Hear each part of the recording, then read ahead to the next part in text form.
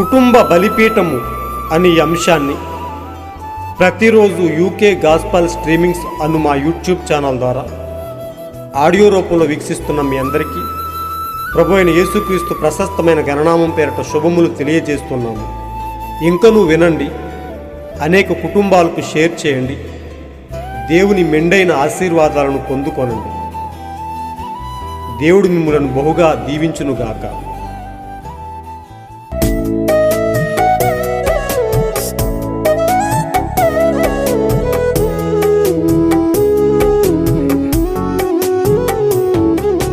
పరిపూర్ణ బలహీనతలో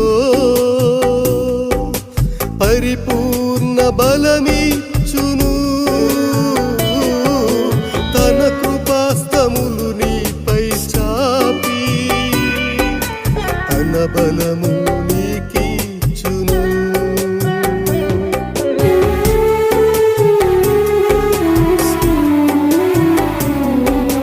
పరిపూర్ణ బలహీనతలో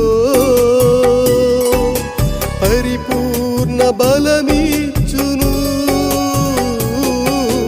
తన కృపాస్తములు నీపై చాపి తన బలము నీకిచ్చును.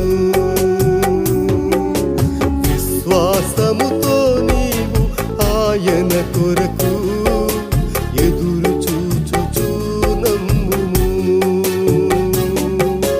విశ్వాసముతో నీవు ఆయన కొరకు ఎదురు చూచుచు నమ్ముము. ఒక కుటుంబ బలిపీఠం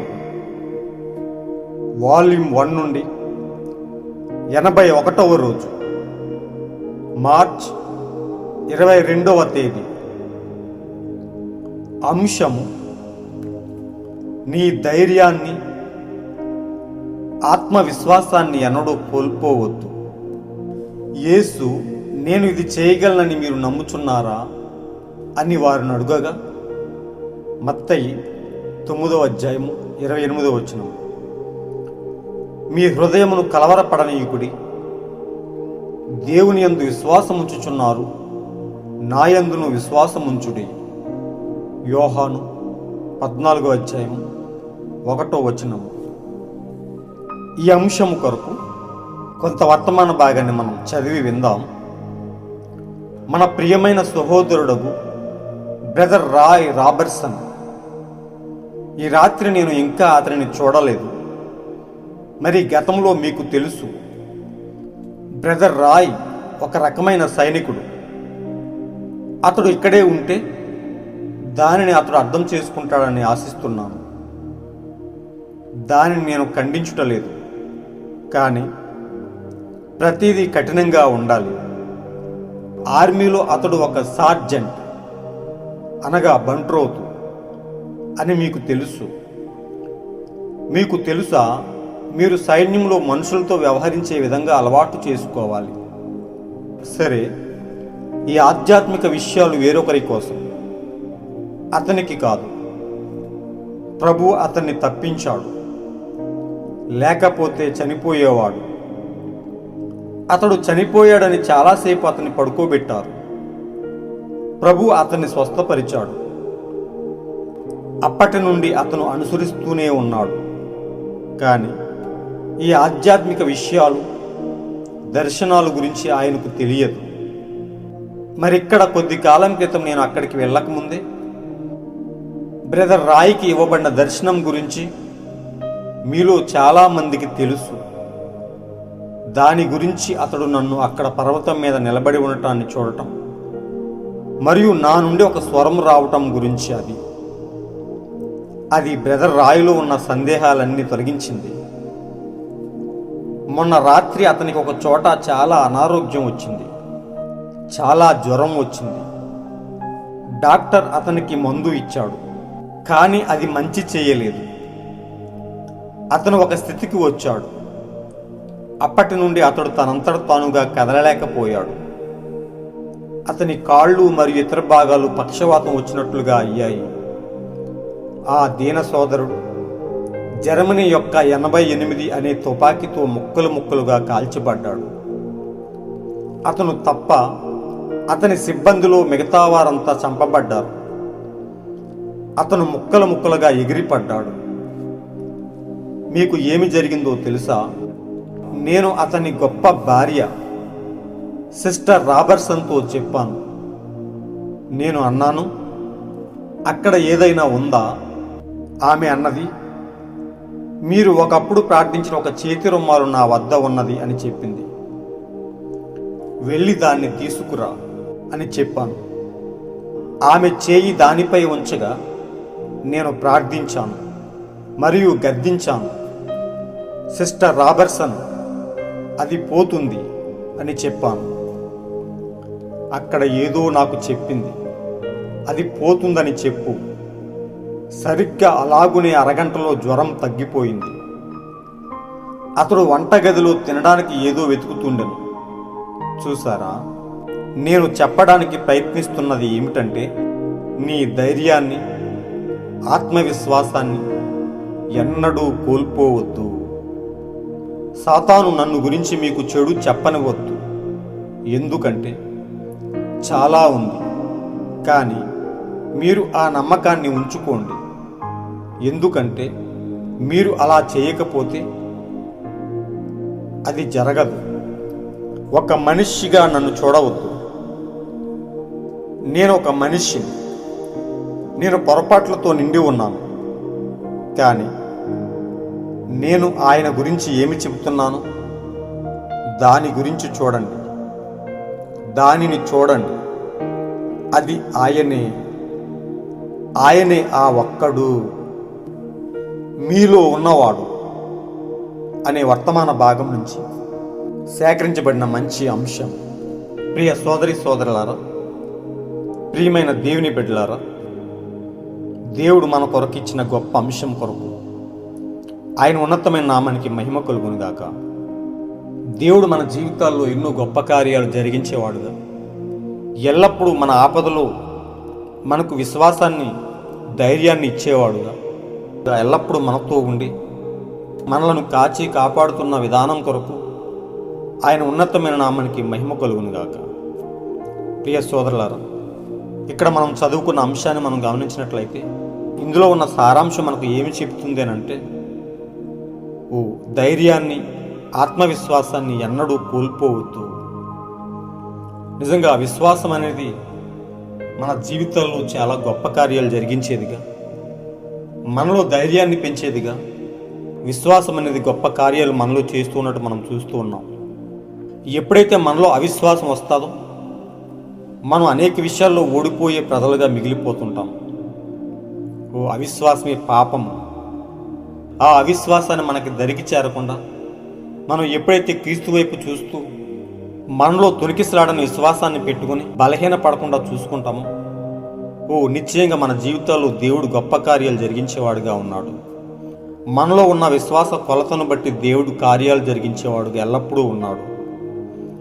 నిజంగా మనం ఇక్కడ చూసినట్లయితే ఇక్కడ ప్రవక్త గారు ఒక విషయం చెప్తున్నారు, బ్రదర్ రాయ్ రాబర్ట్సన్ గురించి. అయితే అతడు ఒకసారి చనిపోయాడని, అతన్ని పడుకోబెట్టారని, కానీ ప్రభువు అతన్ని స్వస్థపరిచాడు అని, అప్పటి నుండి అతడు ప్రభువును అనుసరిస్తూనే ఉన్నాడని ఇక్కడ ప్రవక్త గారు చెప్తుండగా మనం విన్నాం. ఈ రాయ్ రాబర్ట్సన్ అనే వ్యక్తి ఎవరు అని మనం గమనించినట్లయితే, ఒకసారి అతడు ప్రవక్త విలియం బ్రెన్హామ్ గురించి ఒక దర్శనాన్ని చూసినట్లుగా మనం చూస్తూ ఉన్నాం. ఏమిటి ఆ దర్శనం అని మనం గమనించినట్లయితే, మనం జనవరి 29వ తారీఖున ఈ విషయాన్ని మనం మాట్లాడుకున్నాం. అందులోంచి నేను చదువుతున్నాను. అతడు పర్వతంపైకి వెళ్ళానని చెప్పాడు. మేఘం నుండి ఒక స్వరం వచ్చింది. ఈ క్రమంలో ఏదో చెప్పింది, ఈయన నా సేవకుడు, నేను ఇతన్ని ఈ కాలానికి ప్రవక్తగా ఉండుటకు పిలిచి ఉన్నాను. మోషే వలె ప్రజలను విడిపించుటకు మరియు పలికితే ఉనికిలోకి వచ్చేలా మాట్లాడుటకు అతనికి అధికారం ఇవ్వబడింది. ఇలాంటి ఒక దర్శనాన్ని ప్రవక్త విలియం బ్రెన్హామ్ గారి గురించి ఈ రాయ్ రాబర్ట్సన్ అనే వ్యక్తి చూడటం జరిగింది. అయితే అతను ఆ ఆధ్యాత్మిక విషయాల గురించి దర్శనాల గురించి ఏమీ తెలియనివాడు. కానీ ఆ విషయం ప్రవక్తకు అర్థమైంది. అలాంటి ఆ వ్యక్తి గురించి ఈ యొక్క అంశంలో మాట్లాడటం జరిగింది. అతని కాళ్ళు మరియు ఇతర భాగాలకు పక్షవాతం వచ్చినట్లుగా అయ్యాయి. ఆ దీన సోదరుడు జర్మనీ యొక్క 88 అనే తుపాకీతో ముక్కలుగా కాల్చబడ్డాడు. అతడు ఇంచుమించుగా చనిపోయే స్థితికి వచ్చాడని ప్రవక్త చెప్తున్నాడు. అయితే అక్కడ ఒకటి జరిగింది. ఆయన భార్య అయిన సిస్టర్ రాబర్సన్తో ప్రవక్త చెప్పాడు, మీ దగ్గర ఏమైనా ఉందా అన్నప్పుడు ఆమె చెప్పింది, అయ్యా, ఒకప్పుడు మీరు ప్రార్థించిన ఒక చేతి రుమాలు నా దగ్గర ఉందని చెప్పింది. వెంటనే వెళ్ళి దాన్ని తీసుకురాని ప్రవక్త చెప్పటం, ఆమె చేయి దానిపై ఉంచగా ప్రవక్త గద్దించి ప్రార్థించటం, వెంటనే ప్రవక్తకు ఏదో చెప్పటం, అది వెళ్ళిపోతుందని చెప్పని ప్రవక్తకు ఏదో చెప్పటం, అదే విషయాన్ని ప్రవక్త చెప్పాడు. సిస్టర్ రాబర్సన్ అది పోతుంది అని చెప్పాడు.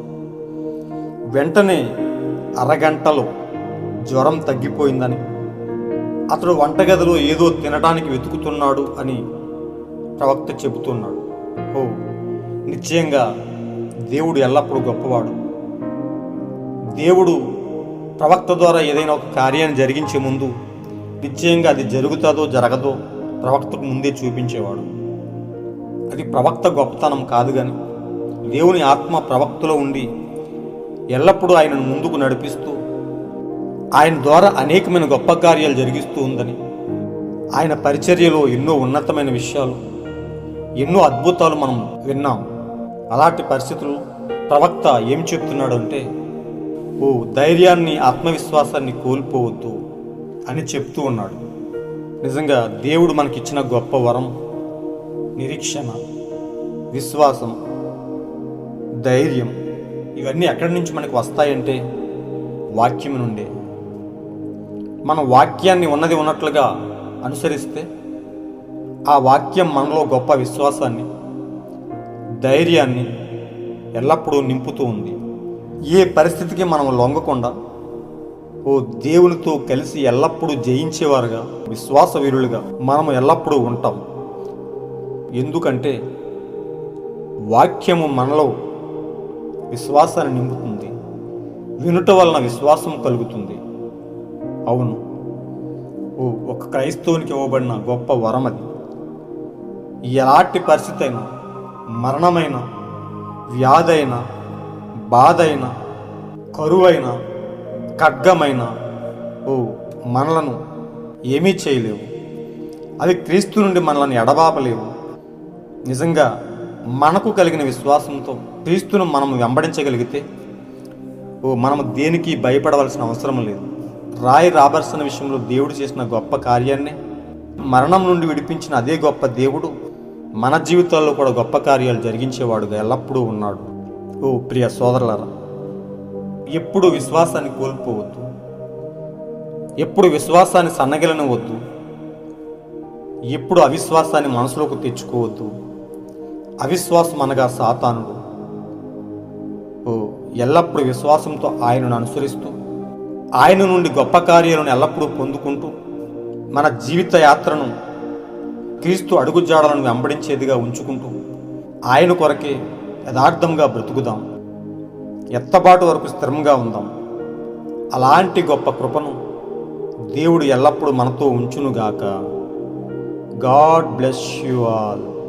ఈరోజు మీరు చదవలసిన అనుదిన వాక్యపట్నము యెహోషువ 11, 12, 13 అధ్యాయములు. మీరు విన్న ఈ అంశాన్ని అనేక మందికి షేర్ చేయండి. దేవుని ఉన్నతమైన నామాన్ని మహిమపరుస్తూ, దేవుని సత్యాన్ని, విశ్వాసాన్ని, ఆయనలో ఉన్న గొప్ప తాత్పర్యాన్ని, ఆయన ప్రేమను అనేక మందికి చాటి చెప్పండి. విచ్ఛిన్నమైపోతున్న అనేక కుటుంబాలకు వాక్యము ద్వారా ఆదరణ కలిగించి, బలపరిచి క్రీస్తులోకి నడిపించే గొప్ప కార్యక్రమాన్ని మీరు కూడా చేయండి. దేవుని నుండి గొప్ప కార్యాలను, దేవుని నుండి గొప్ప మేలులను పొందుకోనండి. అలాంటి గొప్ప కృపను దేవుడు ఎల్లప్పుడూ మనతో ఉంచునుగాక. God bless you all. నీవు అడిగినవన్నీయు దొరికినవని నమ్ముము. నీవు అడిగినవన్నీయు దొరికినవని నమ్ముము. ఆశతో కనిపెట్టుము, మంచి ఈవులు పొందుము. ఆశతో కనిపెట్టుము, మంచి ఈవులు పొందుము. ఆసక్తితో వెదకు ఓ ప్రాణమా, నా ప్రాణమా. అద్భుతం చూచెదవు ఓ ప్రాణమా, నా ప్రాణమా.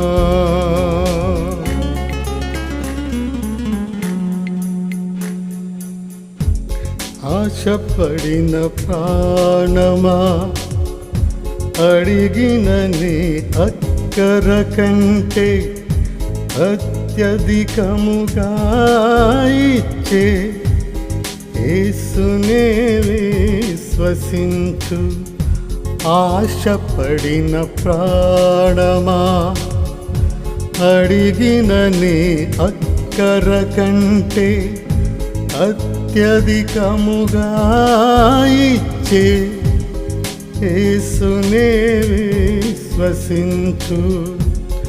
నా ప్రాణమా, నా ప్రాణమా, నా ప్రాణమా, నా ప్రాణమా. నమ్మి ఊరకుండు, నా అంతరంగములో విశ్రాంతి పొందు.